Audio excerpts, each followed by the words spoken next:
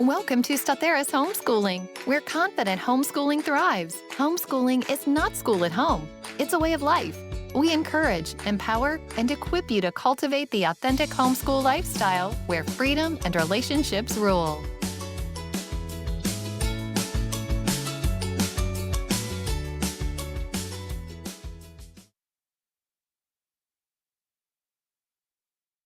Hey friend, welcome to Staci Homeschooling. I'm Stacy and I'm here with Kim today, and we're going to talk about all things high school, including having the confidence to continue or to begin homeschooling in high school, plus learning about the specifics about transcripts, dual credit, and all the other options available to homeschoolers. We get so many questions from our members in our DMs and emails, and most people are fearful to homeschool high school. They feel unsure, they feel unqualified. There's a lot of pressure to not screw it up, to make sure that you do everything and you do it correctly. Many people just feel inadequate overall to homeschool high school. And we want to acknowledge that is a valid fear, right? We all want to do this homeschooling thing to the best possible ability. And we want to give our kids every opportunity for success in the future, whether that's college, career, the military. And it seems so intense when our kids are approaching ninth grade. So many options, so many choices. And especially if we ourselves were public or private schooled, we had no idea what went into that. We had teachers and school counselors, and we didn't see the choices and the options. So it feels intense, but you totally can do this. Homeschool parents are qualified. You don't need to be an expert in anything. You are your child's best and first teacher, and you can continue to be their teacher all throughout high school. Absolutely. Think about how far you've gotten.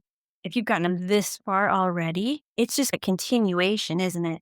But at the same time, we definitely completely understand. We've all been there on our team. Homeschooling high school absolutely can feel so intimidating. You've got the higher level math, writing, like some of us want our kids to have college level writing, science, those labs, like who's ready to dissect stuff or get into the chemistry and all of that. And so there's a lot involved. And sometimes it just feels like you just don't know what you don't know. I can't even tell you how many times I said that to my advisor when my kids were going through high school. I don't know what I don't know. Tell me what I'm missing.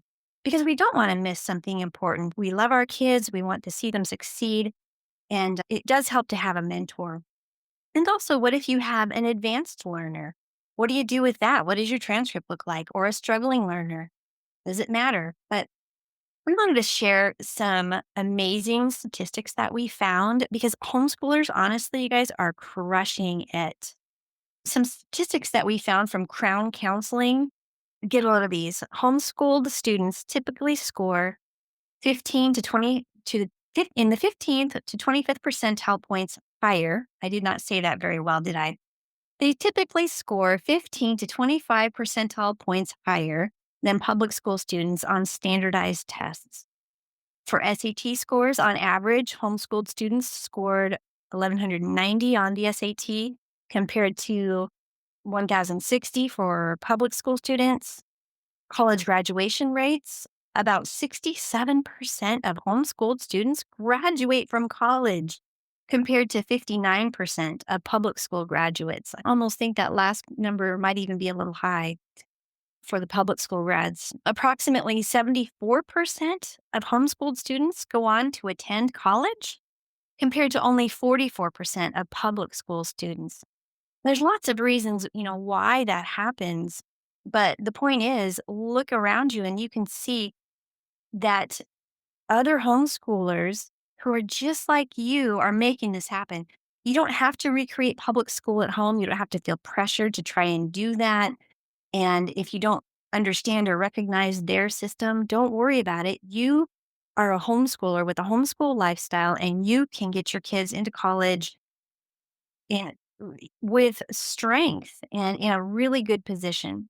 Homeschooling allows for flexibility, customization, and depth. These are huge strengths, and colleges are looking for that these days. And you can absolutely do this. Definitely. And even if you move from teaching all of the subjects to teaching some of the subjects as your student gets into high school, maybe you outsource those labs, like Kim was saying, or those high school math courses that you don't feel qualified to teach. Even if you move into more of a facilitator or a coach role with your student, you are working with your teens still to chart their high school path towards college, towards career, towards military, whatever your student is choosing. It's important to get their input on what they want, and then together you make the plan. And as we always say, you begin with the end in mind. Ask your student, what do you want to do? Would you like to go to college? If college is in their wheelhouse, then are we considering community college? Are we considering dual enrollment classes? Do they want to go to maybe a Ivy League college or get into the U.S. Air Force Academy? Those are different plans than maybe a community college plan. No plan is good or bad per se. It's just what your student wants to work towards. And so you start there and you work backwards to plan their high school coursework. And so that would transition us into the second part of this that Kim and I wanted to discuss, which is transcripts and record keeping. So we all hear the word transcript thrown around, and we probably all remember from when we went to high school that a transcript is a record of the courses and grades that your child took in high school. Why is this important? It is the most significant document that your student will use when applying to colleges because it shows the credibility of your homeschool graduate's education. A diploma just shows that they completed high school. The high school transcript shows what they took and how they excelled in what they took. It shows their educational qualifications. And Colleen and myself actually discussed some do's and don'ts of creating your homeschooler's high school transcript in a podcast already back in season 1 called Homeschool High School Transcripts. So I highly recommend you go back and listen to that. It has some tips in there on specifically how to create it, but then also how to go about thinking about this document and how it will show what your student has done over the years and how, as homeschoolers, we tailor the transcript since we don't have a school profile that public and private schools do to attach to the transcript. Incredibly important. And you can create your own. It's totally legal, totally acceptable. You just want to make sure that you use a professional format and be ready to submit it electronically because these days most colleges require them to be submitted electronically. Some you can't, there's no other way to do it. You have to do that electronically. One caveat here is that usually educational institutions that are located outside of the United States do require transcripts that are issued from a recognized academic institution. If this is the case for your students, recently I heard one kid trying to get into college in Italy, my own son in Japan. So if this is the case for your student, please do your research on what is needed in your specific case. Ask the college beforehand. And like we said before, work backwards from there. That is where a place like Statheros Homeschooling comes in really handy because your child will have a private school transcript, which is completely legal and legitimate and it's a step above. Yes, as we said, parents certainly can, especially in the States, issue their own. But if you need that extra step, use something Statheros. And like we said, there are templates available. There are homeschool transcript services out there. Statheros has a DIY option that you can use, or we have our official transcript service where you work with Staci, and we can help you name your courses properly, figure out what is this GPA thing, how do you figure that out, and just other important pieces. Moving on to dual credit and some other opportunities that Kim and I will discuss at the end, such as college, career readiness, and military. So dual credit, the whole concept behind dual credit is taking college level classes while in high school. And so that class can be put on the high school transcript and will also count for a college class. The first tip we wanted to say is that if your student takes a 3-credit course, which is typical for college, it will translate to 1 credit on their high school transcript. So this is a way for students to gather credits quickly, if needed or if desired. And the second tip that we wanted to say is look into dual enrollment courses that are available at no cost to you. In Colorado, there are options such as Colorado Early Colleges. And there's other ones as well, but sometimes it requires you to apply to an enrichment program and get on a list. There's also other programs directly with each college. Most colleges nowadays have a dual enrollment or a dual credit option that you just into an agreement with the college, and it's at a greatly reduced rate per credit hour for the dual enrollment classes. Community colleges offer this, a lot of four-year colleges offer this, and a lot of small Christian colleges offer this too. There's so many universities that come to mind that have programs. Grand Canyon University, Cedarville University, Liberty University come to mind, as well as all the local community colleges around, even Arizona State. There's some really big colleges that offer dual enrollment. So it's a way to gather credits inexpensively, but there are other drawbacks that we will mention too. So some of the benefits are you're earning college credit, so therefore you get a college transcript. You're saving money. It can also help ease the transition to college. Kim and I both have discussed that our kids that are in college or have recently graduated from college have all mentioned that college was actually easier than high school in some aspects. They go into college and they weren't intimidated by the workload, by the teachers. They knew how to go up to professors and ask questions. They knew how to reach out for help when needed. So it was less of a transition from high school to college. Another benefit is you can maybe bypass taking the SAT, ACT if you have enough dual credit hours. This is very college dependent. Some colleges will let you take, let's say, college algebra without taking the SAT, ACT, or that community college entrance exam. Some of them won't. Some colleges, let's say you enroll in one that doesn't, and you take that college algebra, and then you transfer to a college where they'll take the college transcript. But if you haven't had so many hours, say 10 hours, 20 hours, then you would still be considered coming from high school. So you still might have to have that SAT, ACT score. So this is a very nuanced area. We recommend doing your research, looking into the colleges that you are interested in your student attending for dual credit, and the colleges that you are interested in having your student attend post high school.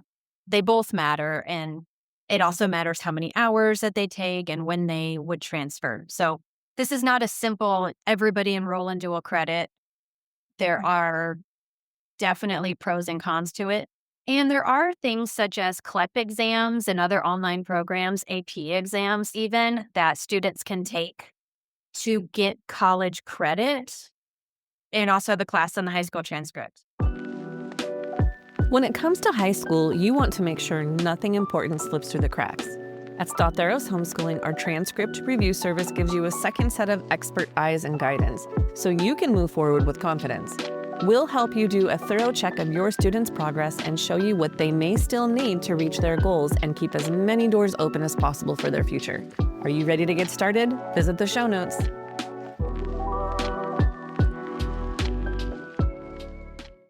I feel like this area has just exploded in the last 10 years with so many different options for students to accumulate college credit.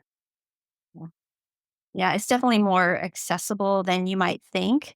Again, just do your homework, like Stacy was saying, and don't be afraid to make an appointment with an academic advisor at your college of choice, even if it's across the country. Do it online, or if you can, go in person, because they're there to help you out. They're not scary usually. They want to help your kid be on the best path. They usually hire people that are really just very friendly and very helpful, and they want your child to succeed. Do take advantage of that. But all of that being said, there are a few cons to bring up. One thing is that, and Stacy alluded to this, not all kids really are ready for dual enrollment classes. One of my kids was ready to go, diving in at age 16, and that's like on campus. He was ready, socially, academically, all the things. My other kid, when I asked him, he was a senior, and he said, I don't think I'm ready for this, Mom. And I said, that's okay. You don't have to be. And we had other things going on in our lives that it was perfectly fine to bypass that. Different paths for different kids is completely fine. Just know your own kid. Another con or something to be aware of is that, yeah, not all of the classes may transfer. You want to really keep an eye out. Watch for, they call them GT or guaranteed transfer courses. Even the GT classes, once in a while, you might get a college that is a little bit persnickety about even those. Again, wherever you're going to end up, talk to that academic advisor, double check on that stuff. Don't be afraid to push a little bit too. We had a couple cases where the college advisor said, "Oh no, your English credit did not transfer." And we said, "Hold on, wait a second. Here's the transcript." We could actually point to the transcript and say, this description matches the description in your handbook. Why would that not transfer? And they say, "Oh, yeah, okay." And they transferred it for us. So, right there, too, is an argument for keeping good records of what you're studying that you put on your transcript, an addendum to your transcript that we talked about. And sometimes some colleges will classify students not as freshmen when they come in, which can make students ineligible for freshman scholarships. Most colleges don't do this as much as they used to, but you can still find it. Keep an eye out. Most colleges will classify them as first year students, regardless of how many credits they're bringing in. But again, just do your research on each college that you're looking at. Many colleges, plus the military, they accept and respect homeschoolers. In fact, homeschoolers often stand out. Homeschoolers bring in unique transcripts, unique desires, unique ways that they've spent their time throughout high school. And that's what colleges are looking for. They're looking for students with passions and who have actually acted on those passions. This is one just big area that homeschoolers can capitalize on. In fact, we found another statistic from Crown Counseling, and we'll link these Crown Counseling statistics in the show notes.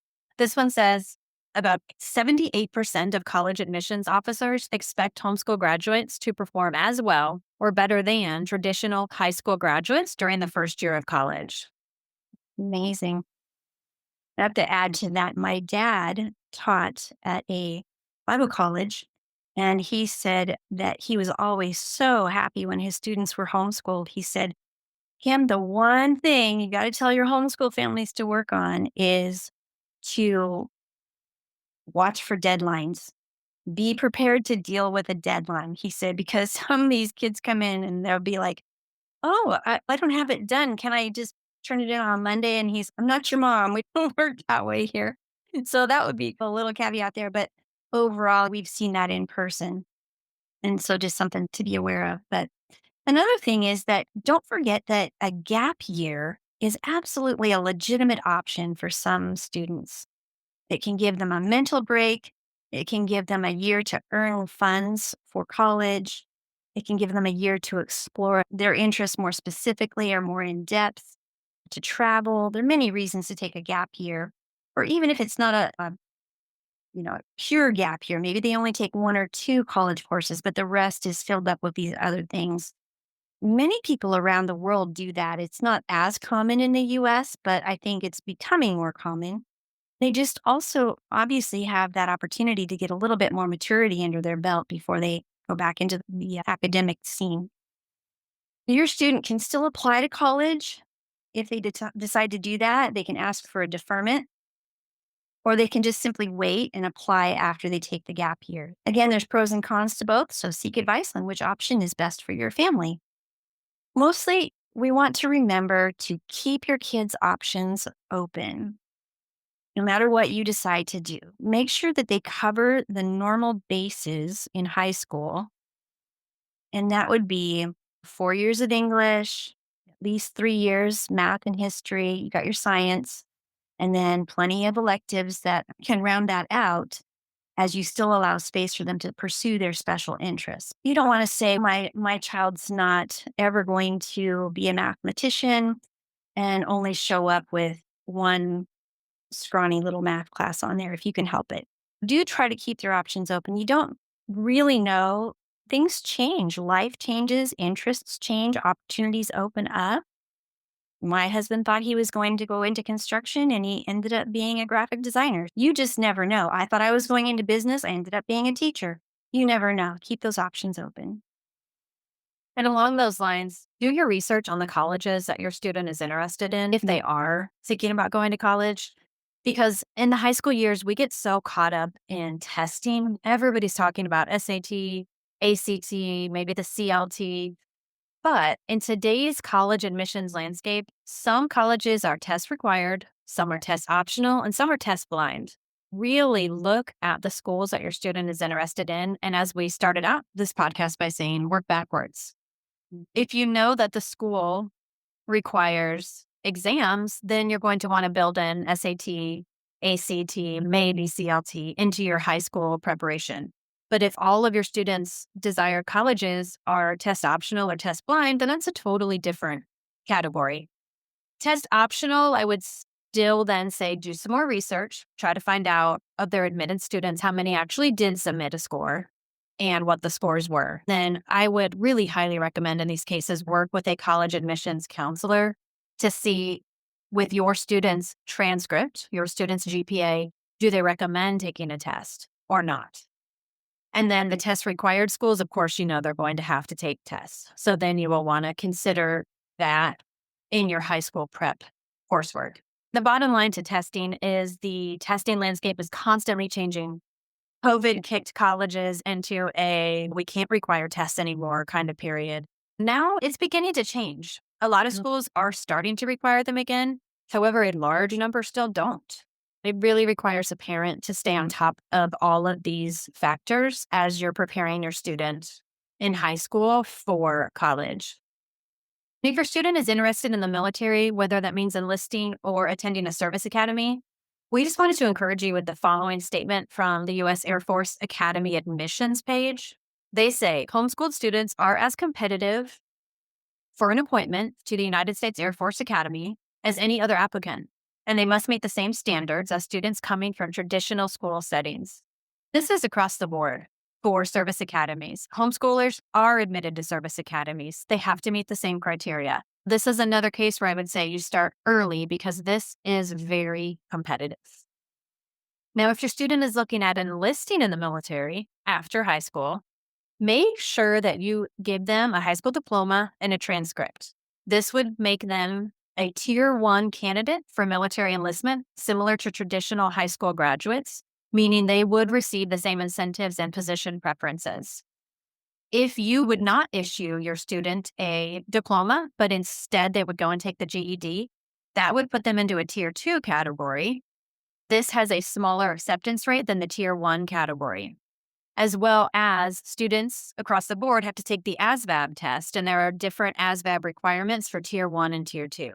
Overall, if your student is interested in the military, don't do the GED, issue them a transcript and a diploma, and then they would be studying for the ASVAB. Depending on their scores, that would determine what jobs they might have the opportunity to do in the military.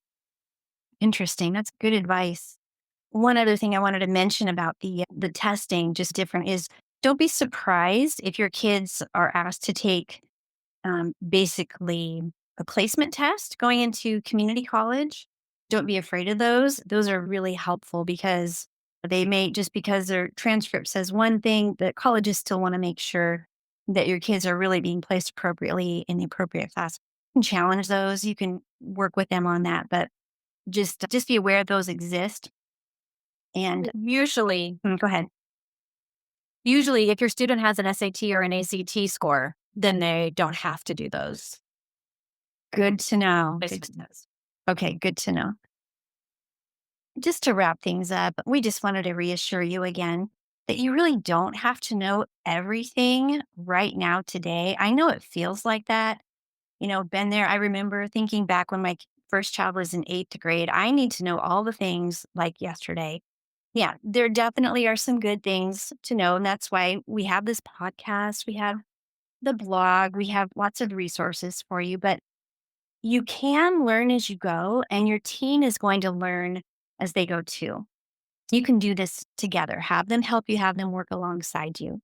do check out our previous podcasts and blog posts on theumbrellaschool.com. We have, oh my goodness, I feel like there's hundreds there. There's just so many great blog posts and resources there for preparing for high school. Or schedule a coaching call. Staci is our high school specialist, or any of our coaches can help you. If this has helped you today, would you please and share it with your friends? Download it. That really helps us out. And please do feel free to reach out with your questions or give us feedback, tag us on social media, and connect in any way that you need. Thanks for listening today, and happy homeschooling. Welcome to Start Academy. We are an umbrella school that fulfills legal reporting requirements for homeschoolers in Colorado. But all of our services like transcripts, diplomas, IDs, and coaching are available no matter where you live. Don't forget to check out our store for homeschool essentials like attendance logs, planners, report cards, and DIY high school transcripts. Whether you need help with paperwork, planning, support, or guidance on your homeschool journey, Start Academy is here to support you. Visit theumbrellaschool.com to learn more. Thank you for joining us on today's episode. We hope that you enjoyed the conversation and found it insightful. Be sure to check out today's show notes for all applicable links and additional resources. If you liked what you heard, please subscribe, rate, and review our podcast. Your support helps us continue to bring you great content. Until next time, happy homeschooling.